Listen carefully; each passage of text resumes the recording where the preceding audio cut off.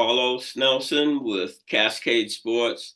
And today we got a real special guest on the sports show, Mr. George Goode. And I've known his family for some time. Most of my audience is familiar with another one of his relatives, Chris Goode, that has Ruby Jeans. But George is making moves himself, and he's one of our wave of the future coaches. This, as the Jeffersons would say, moving on up. He's just got the new head basketball coach at Raymore-Peculiar. So without further ado, welcome to the show, George. Thank you. Thank you for having me. Hey, George, off camera, I told you I have my opening line. Let our audience know a little bit about yourself, and that entails going back to kindergarten. And make sure as you talk about some of the people, schools, and things that shape who you are right now, give them their props. So going back way back now, it feels like to me. Um, I started playing basketball around the age of kindergarten at the Raytown YMCA. That's as far as back I can remember. And it was just, learning the game. So moving forward, I would say about third grade, I got introduced to a guy named Robin Lucas. Robin Lucas was my AAU coach from third grade to I was 17. And through that process, he's got me in touch and put me in places with a lot of people that are prevalent in the basketball community in Kansas City, like the late and the great Calvin Wainwright. He was at Don Bosco, and Robin would have us down there practicing with him and all his guys from a young age. So I think that's part of the journey that has shaped me as a basketball player and into being a coach. So that's like the early stages of everything. And then as that matured and everything, I grew up and got older. I've always been a Raytown kid. I always grew up watching Raytown South basketball. So my dream was always to play at Raytown South under the legendary coach Bud Lathrop. And I was able to learn a lot of things and grow my skill set and do those things where I was able to become one of the top players in the city.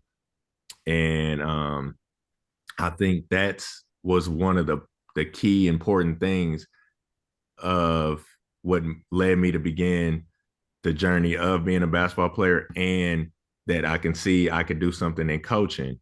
It was never really premeditatedly discussed at that time, but once basketball took its journey, I mean, when I ended up going to the University of Louisville and playing under Coach Rick Pitino, it was one of those things where it's like, oh, okay, basketball is great, but there's coaches that kind of shape the individuals that play this sport, that have an imprint that can change the trajectory of your life and the impact that they leave, that they have legacies at the same time. So playing under two legendary coaches, um, being able to hone my own skills on the basketball court and off the court, it kind of made me where I am today, being this coach that is kind of relatable to the players, that sees it from their vision. It's not the old way of thinking like, well, this is my way and that's the highway. It's like, no, like how can I change it and make it make sense for them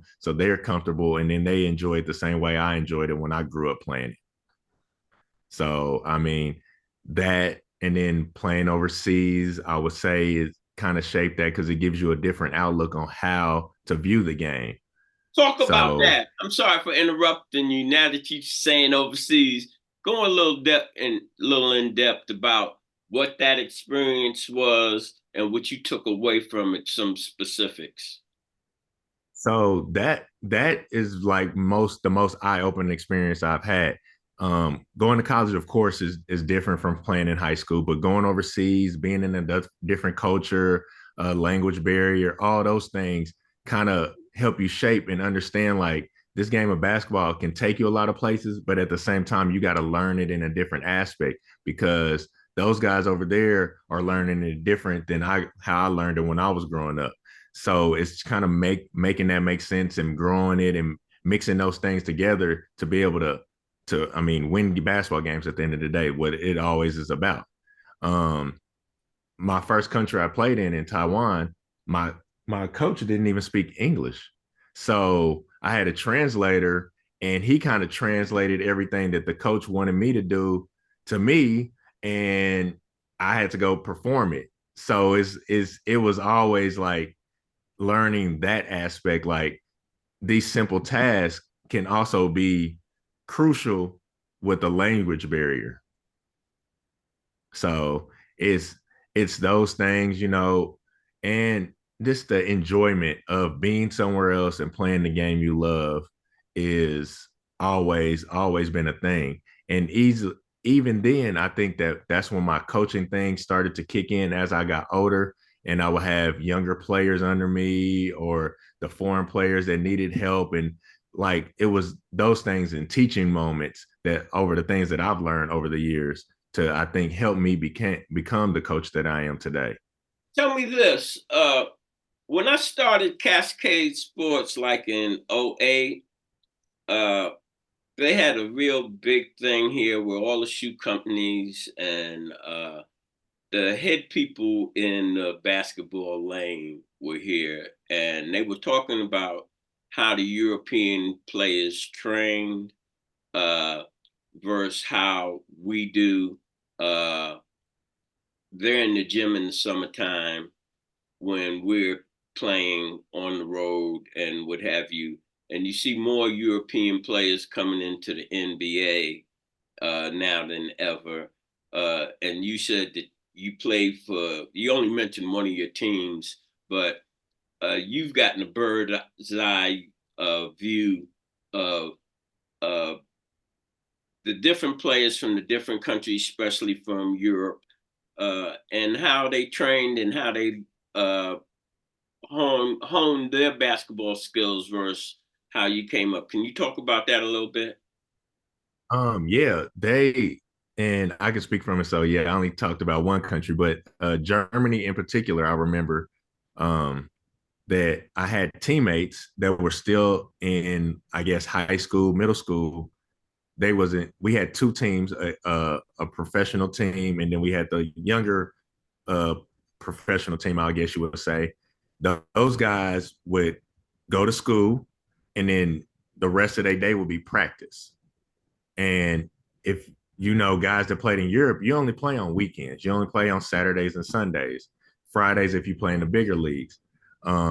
But everything is practice oriented. Everything is skill training, practice, things that you're teaching. So growing up as a kid playing AAU, I know a lot of things was built on games, games. You might play 6 to 7 games in a weekend. And I know since I coach on the youth level now that we focus on practice more than we do on the games. Games are important, but we got to do the preparation. And I always talk to all my kids, even my high schoolers, about we are preparing for the game. We're not playing games, and that's how we prepare. We're preparing. That's why practice is so intense, why it's got to be harder than what it is like for the games. And I think that's the European experience. The European guys understand that to get their skills tight. However, you're gonna get your skills tight, you're gonna practice. And then when we play these games, just once a week games, we're gonna be the best we are at that time. So it's always in that preparation. Tell me this. Uh, can you give our audience some insight on how well do you think the younger generation are becoming students of the game? I think it's a balance. It's an understanding. Like I always tell a lot of my guys, like, how much do you watch it? not highlights, not the Instagram, not the quick reels. How much of a basketball game do you actually watch? And not an NBA game, essentially. Like if you watch a college game, do you watch how hard those guys go? Do you look how intense they are paying attention to details? Those things I think matter more than the showmanship of it. And I don't think it's hard for kids to catch that because we live in a society where it's quick, it's snippets, it's highlights. And it's like, how do you watch a Steph Curry highlight? How did he get to that point where he shot this three and he's turning around or something? Or you watching Giannis go dunk it? How did he get there? Like what are those steps? And that's what you need to see. You only see the end part. You don't see the beginning of it. All right. So now let's switch gears and let's talk about your new coaching position All and right. what you plan to bring out there to Ray-Pac. Uh, give us a little snippet of what your plans are and whatever else you have to say on that subject. So, I mean, just we talking about my coaching journey. It's always been a collective things that I've took from everywhere I've been, from high school to college, and then so when I started coaching, when I started at Belton as a freshman assistant coach, and then when I went to Blue Valley Northwest under Coach I'm and being the assistant head coach and assistant coach on the varsity squad and the JV head coach. It was all these things that I watched and practiced, the details, the things that we worked on constantly to to make us a better team. And when I actually had my opportunity to be a head coach at Barstow, I was like, okay, I took things that I learned from Coach Bud Lathrop, things I learned from Coach Patino, and things I learned from all the coaches I've had since I've been an adult. And I'm like, all right, I always knew the details going to be what makes wins basketball games, but also getting all the players on the same page and understanding that we all share a common goal is from the top to the bottom.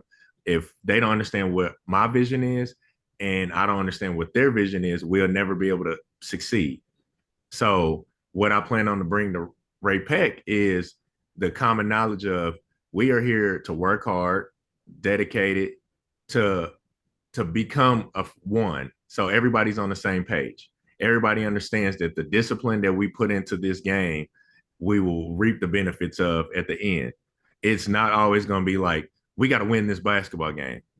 Of course, that's what we're here for. But how are we going to win this basketball game? Are we going to do all the small detail things to win it? Are we going to all be on the same page? Are we going to all be collective and work hard and have an egoless team?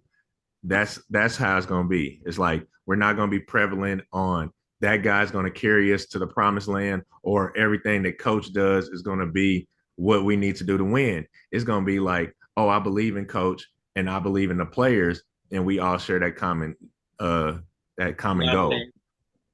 tell me this, Coach.